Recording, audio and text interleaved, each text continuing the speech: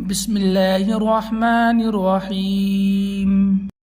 इस वीडियो में मैं आपको इमाम के पीछे नमाज पढ़ने का तरीका बताऊंगा कि इमाम के पीछे कब और क्या पढ़ना है।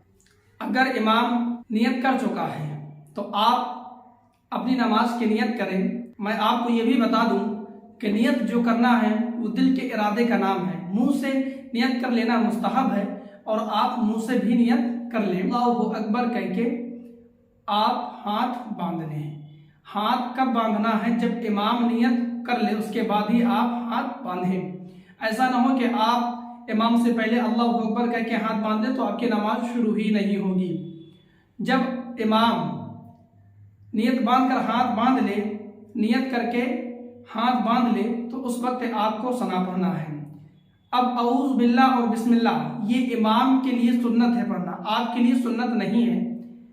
आप सना पढ़ के खामोश रहें। इमाम जोर से क़िरात करें या कि आहिस्ता। जैसा कि अगर मगरिब में नमाज पढ़ रहे हैं तो उसमें जोर से क़िरात करता है और ज़ोहर या असर की नमाज पढ़ रहे हैं तो उसमें आहिस्ता इमाम क़िरात करता है। आपको क़िरात उस वक्त नहीं करना है, सिर्फ और सिर्फ जो इमाम क़िरात करे उसे सुने। अगर आपको आवाज़ लग रही हो तब भी आप सुने और ना लग रही हो यानी आहिस्ता क़िरात कर रहा है इमाम तब भी आप सुने। और जब इमाम अल्लाहु अकबर कहे तो अल्लाहु अकबर कह के आपको भी रुकू में चले जाना है। अब रुकू में 3 तस्बीह आपको सुबहान रब्बियल अज़ीम पढ़ना है। और एक अहम मसला मैं आपको ये भी बता दूं, जो सुबहान रब्बियल अज़ीम का जो वो अदा होता है, आज हालत ऐसी है हमारे कौम की कि ये वो अदा नहीं कर पाती है। तो इसके लिए हमारे शरीयत में आया है कि जो शख्स वो अदा नहीं कर पाता है सही से तो वो सुबहान रब्बियल अज़ीम की जगह सुबहान रब्बियल करीम कहे। क्योंकि सुबहान रब्बियल अज़ीम सही से नहीं कह पाता है, वो सुबहान रब्बियल अजीम कह देता है यानी जीम से। तो इसका तर्जुमा ये होता है कि अल्लाह ताला गूंगा है। कितना खराब तर्जुमा हो रहा है, ये कुफ्र के करीब भी हो रहा है। इसलिए बहुत ही अहम मसला ये मैं आपको बता रहा हूँ कि अगर आप वज़ू अदा नहीं कर पाते हैं तो सुबहान रब्बियल अज़ीम की जगह सुबहान रब्बियल करीम कहें। अब आगे बढ़िए। अगर इमाम ने 3 तस्बीह पढ़कर सर उठा लिया और आपने अभी 3 तस्बीह मुकम्मल ना की थी तो अब आपको इमाम के साथ फौरन सर उठा लेना है। जी हाँ, क्योंकि आपका वो इमाम है, उसकी मुताबियत करना आप पर वाजिब है। क्योंकि यहाँ पे 3 तस्बीह जो पढ़ना है वो सुन्नत है और इमाम की मुताबियत यानी साथ में रहना ये वाजिब है। तो सुन्नत को यहाँ छोड़ें और वाजिब को अदा करें। जब इमाम समी अल्लाहु लिमन हमीदा कहेगा तो आप रब्बना लकल हम्द कहें। और हमारे शरीयत में आया है कि सबसे बेहतर तरीका ये है कि अल्लाहुम्मा रब्बना वलकल हम्द कहे।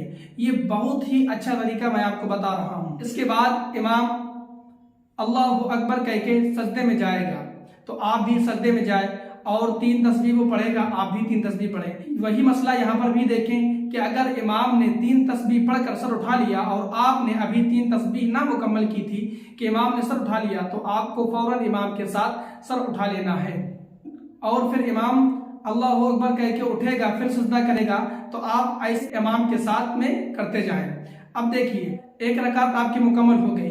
इसी तरीके से आपकी दूसरी रकात मुकम्मल हो जाएगी। दूसरी रकात में इमाम जब क़ादा में बैठा यानी तशहुद पढ़ रहा है और इमाम तशहुद पढ़ के खड़ा हो गया यानी 4 रकात वाली नमाज हो रही थी और इमाम ने तशहुद पढ़ लिया और वो खड़ा हो गया और आपने अभी तशहुद मुकम्मल ना पढ़ा था तो अब आपको यहाँ पर तशहुद मुकम्मल करना वाजिब है। तो यहाँ आप इमाम का साथ नहीं देंगे बल्कि आपको तशहुद मुकम्मल करना होगा। उसके बाद आप तीसरी रकात के लिए खड़े होंगे।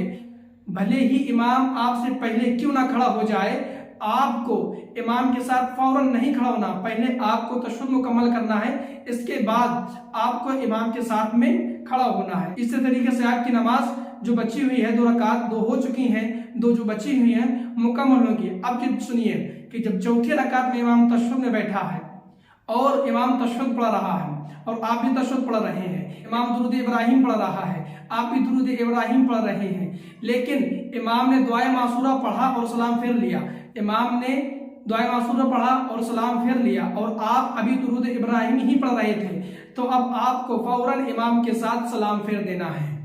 क्योंकि दुरूद इब्राहिम पढ़ना जो है वो वाजिब नहीं है ना फर्ज है। अगर से तशहुद पढ़ना वाजिब था, तो अगर तशहुद नहीं पढ़ा आपने और इमाम सलाम फेर लेता है, तो अब आपको सलाम इमाम के साथ नहीं फेरना, तशहुद मुकम्मल करना, उसके बाद आप सलाम फेरेंगे। लेकिन अगर तशहुद मुकम्मल पढ़ चुके हैं, दुरूद इब्राहिम आप पढ़ रहे हैं और इमाम सलाम फेर देता है, तो आप दुआए मासूरा ना पढ़ें, वहीं से आप इमाम के साथ सलाम फेर दे, आपकी नमाज हो जाएगी। लेकिन कुछ मसले अहम मैं आपको बताऊं कि इमाम से पहले रुक्न आपको अदा नहीं करना है। आज अक्सर लोग ये गलतियां किया करते हैं कि अल्लाह अकबर की इमाम सदाएं बुलंद करता है, इमाम अभी सजदे में नहीं पहुंचता है और आप इमाम से पहले सजदे में पहुंच जाते हैं, तो इससे नमाज में बहुत बड़ी खराबी पैदा होती है। लिहाजा हर स्टेप यानी हर रुकने को इमाम के पीछे ही पीछे अदा करें। अब इतना पीछे ना अदा करें कि इमाम रुकू में है तो आप खड़े ही हैं, इमाम सजदे में है तो आप रुकू में हैं, इतना पीछे नहीं। बस ये सोचे कि इमाम सजदे में पहले पहुंच जाए, उसके बाद हमें सजदा करना है।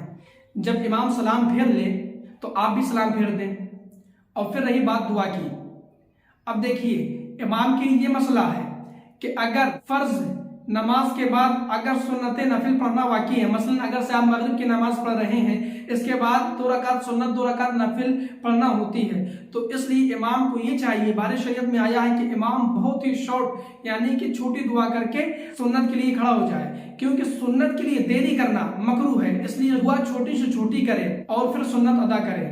और उन नमाजों में जिसके बाद सुन्नत नहीं है, जैसा कि फजर की नमाज के बाद या असर की नमाज के बाद कोई सुन्नत पढ़ना नहीं रहता है, तो इमाम को ये इख्तियार है कि जितनी चाहे दुआ करे, लेकिन उसको ये भी सोचना चाहिए कि जो मुक्तदी हमारे पीछे बैठे हुए हैं, अगर उनको कोई परेशानी नहीं होती है लंबी दुआ में तो करे, वरना मुक्तदी के हिसाब से ही दुआ करे। ये इमाम के पीछे नमाज पढ़ने का तरीका मैंने आपको बता दिया, बहुत ही शॉर्टकट में मैंने आपको तरीका बता दिया है।